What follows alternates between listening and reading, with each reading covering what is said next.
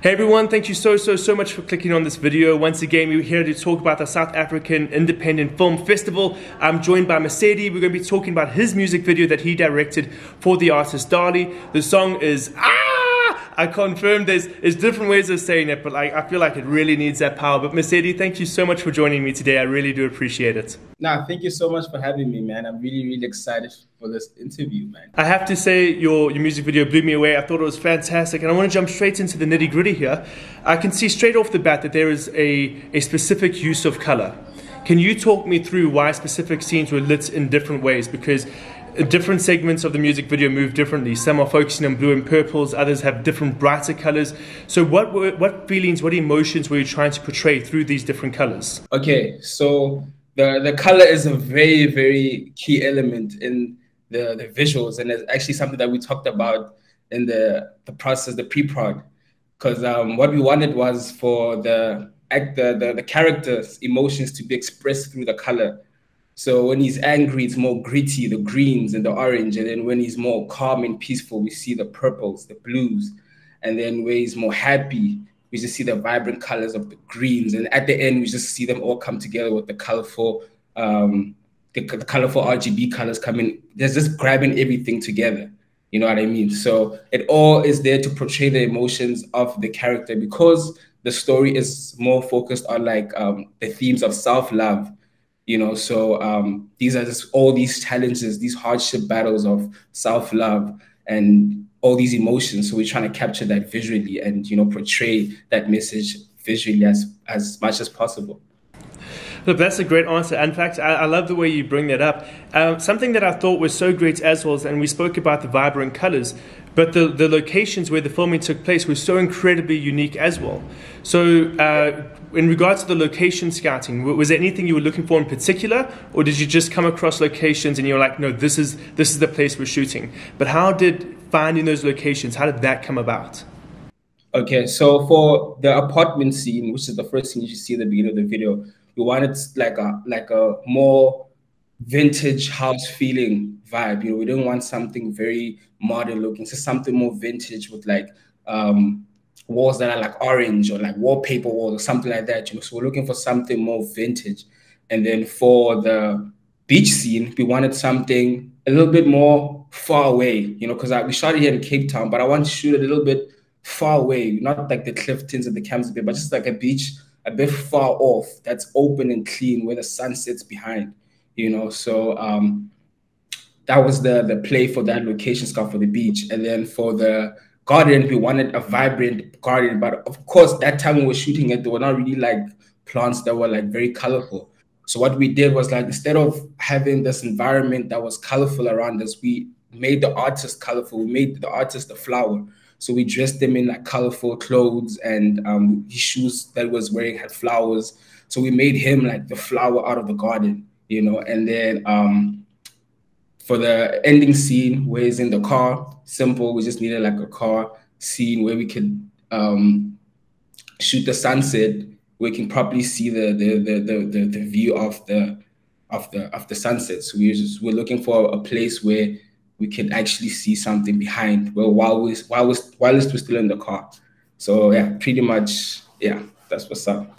So I have to say, I think my favorite sequence of the entire music video was the underwater sequence in the ocean. I think the lighting was beautiful, the cinematography was fantastic. Can you talk me through that process of filming underwater? Because that's a massive challenge. Were there any hiccups you guys faced, or did you know what you were doing moving in? Did you have a fixed plan, or was there a bunch of experimentation? Yeah, that's a very good question, because shooting underwater is the most trickiest like way of shooting, because first of all, you don't have communication with the actor or the character in the water. Like, you cannot verbally speak, be like, yo, put your hand here, or like do this. You can't do that. Like, you really have to speak above the water, communicate, and then drop down and go in the water and just capture as much as possible. You know, so communication is very key when you are shooting underwater, and making sure that both the camera operator and the actor know what you guys are looking for. So for instance, a shot would be like, okay, look, this shot we're focusing on the feet. So you don't have to come into the water. So just have a floaty, and then we're just shooting the feet. And then next shot we'd be like, okay, dive in and then do a spin, you know, and then we'd be like, camera, please be wide, and then please be closed, you know. So it's always about communication. Communication is very key, because you also don't want to prolong the shots, because the actor gets tired and then the camera operator gets tired too, because you're underwater. So you have to really understand what you're going for before you actually go into the water and commit. So communication is absolutely key when shooting underwater. So another thing that you brought up earlier is the variety of locations you guys filmed at. Can you just talk me through about the rough duration it took you to do the shoot? Was this a multi-day shoot, several weeks? How long did it take you to film this? Yeah, this was a 4-day shoot, because we had like different times, and so certain locations were like an hour out of town, and then some of them were like 30 minutes out of town, and then some of them we wanted to shoot them at sunset, some of them want to shoot at sunrise. So we had to split it up to 4 days of shoots, just to make sure that we're capturing the look that we really want to go for. Okay, cool. And were there ever moments where shots ran over schedule and you had to decide, flip, okay, we're either going to sacrifice this shot or that shot, or was it thankfully just a smooth production all around?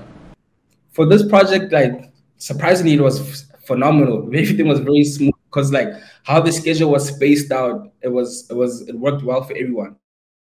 Okay, today we're just focusing on this and that, and then that's it. So like the schedule was so spaced out, so that to a point where we're able to get everything that we needed, even more than we needed, which is amazing.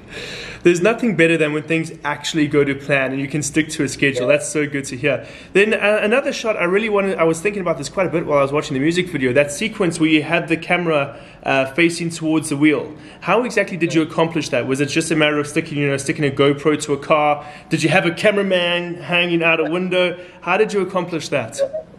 Okay, so to accomplish that shot, it's actually pretty simple. All we had was, we used the Blackmagic Pocket Cinema camera 4K, and we slapped on a 10mm lens, and then we have this magnetic mount rig. So it's like a magnetic mount that you can like attach onto the car, and it sticks on with magnets. And then we placed it very tight, close to the wheel, and then we just went for it. And please tell me, did you have like a net or something there, just like in hopes that the camera falls off, having serious issues there? Oh yes, now we strapped it down. We made sure we strapped it down. And then in some cases where we couldn't strap it down, I was legit hanging out the window, holding the camera, making sure it doesn't fall off. So I'll be pressing the camera onto the car, just making sure it does not chip off. But then I've used that rig multiple times. It's actually very solid, like extremely solid, yeah.